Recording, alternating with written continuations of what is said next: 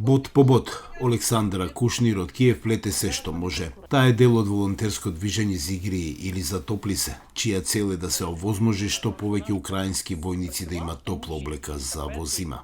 Бачу, што наш план спрацував. Нашиот план успеа, бидејќи откако плетеме и испраќаме капи и чорапи во првите борбени редови, добиваме писма од војниците кои бараат повеќе.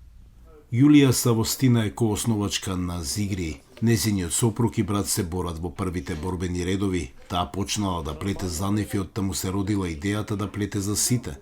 Денес околу 2000 волонтери плетат заедно со неа. Многу раселени жени ни се приклучија. Не имаат ништо, но знаат како да плетат. Ни се јавија и побараа конец. Плетачи од други држави им се придружија на украинските жени во нивните напори.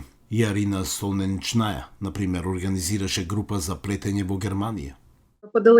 Објавивме реклами во сите локални весници и имаме специјална локација од каде го земаме конецот. Секој може да се приклучи на движењето онлайн и тие што не знаат да плетат и сакаат да помогнат се добре дојдени да помогнат да обезбедат конец. Тоа го прави Јана Баздудна, која живее во Норвешка. Помислив да прашам луѓе дали имаат вишок конец што можам да го соберам и да го испратам во Украина.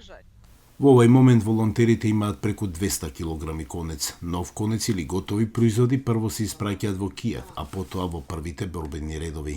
Майже сви мајстрињи вкладају. Речиси сите плетачи додаваат детски цртежи или писмо, ставаат чоколади, овошје, джем и чај.